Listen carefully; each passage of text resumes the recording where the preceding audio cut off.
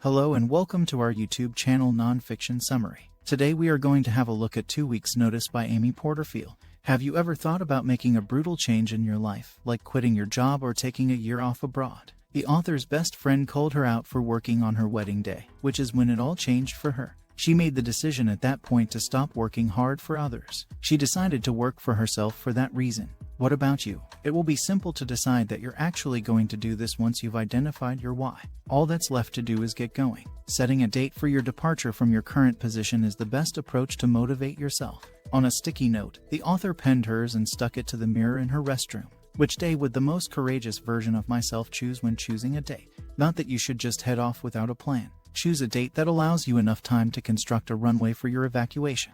Your runway consists of these 3 easy steps. Decide what kind of business you want to launch first by defining your startup idea. Make a financial plan next. Although you don't need to create a comprehensive business plan, you do need to understand how much money you need to make to survive. Third, produce 1 item of internet content. You can just start with social media instead of having a website for this. In the parts that follow, we'll go in depth on each of these steps. It's time to submit your notification once you have finished them. You should learn the best approach to leave your work if you want to transition into your new life smoothly. You may do this knowing that it's quite natural to have a lot of questions. You don't have to start out with all the knowledge. Just enough strength must exist between your why and your uncertainties. And if you're concerned that you'll fail, it's just a normal part of learning. The author's initial attempt at launching a digital course failed miserably. Her company now brings in 8 figures annually. So why are you still waiting? Find out why you're there. Make a strategy to leave, and then leave. For you, the world is prepared. You need a product to sell if you want to run a business. That much is clear. You might be surprised to learn that it's totally acceptable to begin without a specific product in mind.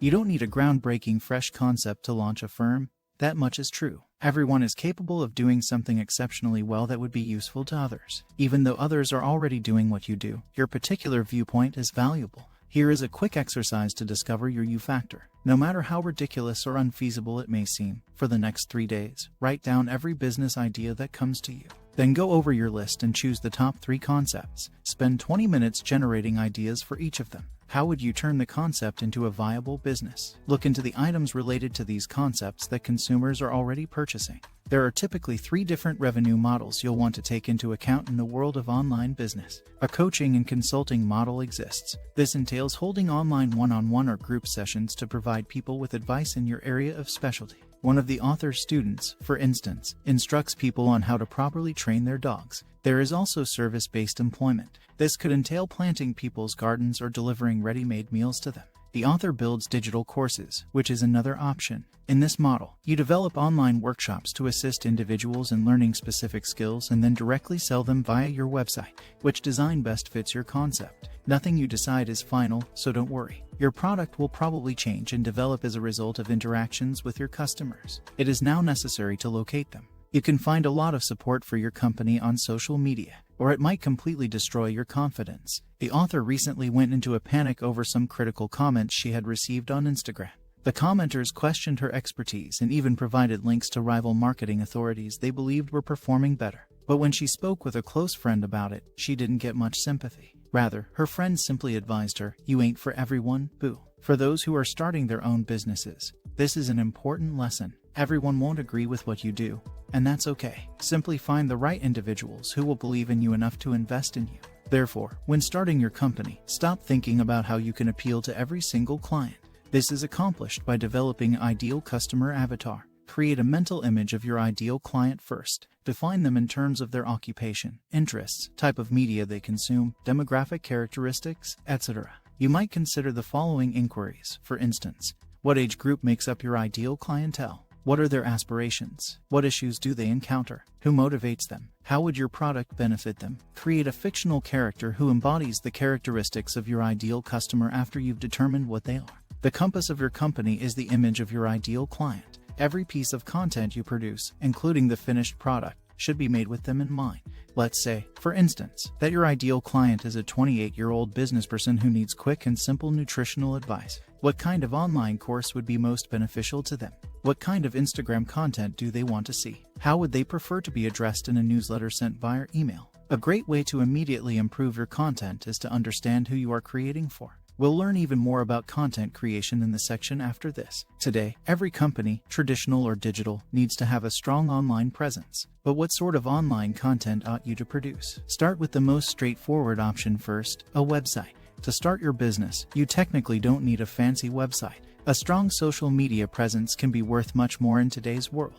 However, you ought to have a website that offers visitors some fundamental knowledge. All you need to do this is have a home page, about you page, a contact page, and a content page. As your business expands, you can work on the design, photography, and copy. Just keep in mind the goals you have for the website. Do you want individuals to enroll in an online course? Or do you want to promote your most recent book to them? The content you produce is the second aspect of your online presence. Here, we're not discussing tidbits and blips from social media. We're referring to lengthy content that provides accurate information. Videos, blog posts, or hosting online office hours for your audience could all be examples of this. Release your long-form content regularly. Once per week is ideal. The author's earnings more than tripled once she began releasing her podcast on a weekly basis. And don't be concerned about disseminating free information. Your customers are more likely to want the full package the more value they derive from your content. This could entail purchasing your online workshop or hiring you for a one-on-one coaching session. Your social media content will almost certainly follow after you've created your main content.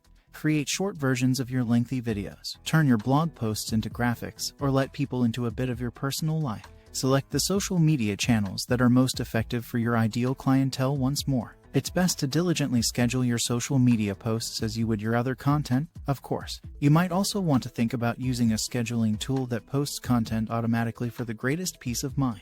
Really, there's no need for anything to be more difficult than that. People will be interested in investing in you if your content is valuable. Let's move on to the most crucial one of them all. How will you generate revenue for your company? We've already covered a variety of revenue models. Online courses, service work, coaching, and consulting are all options. Take these easy steps to determine your product's cost. Choose your revenue target first. How much money are you going to need to get by? Your initial objective might be to earn $1,500 per month, for instance. Next, figure out how many of your products you can release each week. Let's say your company makes custom meal plans for working moms who are busy. Let's also assume that you can easily complete 1 meal plan per day, or 5 meal plans per week. All that is left to do is the math. If you only have one client, for example, you must charge $75 for each meal plan in order to earn $1,500 per month.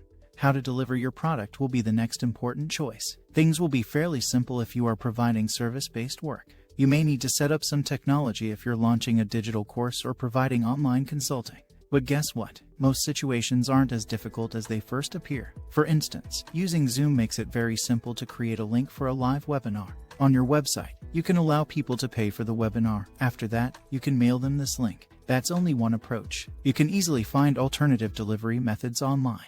There are many other ways to distribute your paid content, and that's the essence of what you require to work for yourself. Of course, there are difficulties with this journey. The beauty is that you have complete control over how to define the answers. So, to help you on your journey, establish some limits and non-negotiables. Keep your distance from clients who have unreasonable demands and rigid deadlines. Avoid being overly ambitious yourself. Simplifying content frequently results in better content. Finally, acknowledge when you need assistance. If everything goes according to plan, you might eventually lose the ability to manage your company on your own. But for the time being, you must make the first move. It has never been simpler to become your own boss than it is today. Thanks for watching the video. When you made it this far, don't forget to subscribe to the channel and activate the notification bell. See you next time.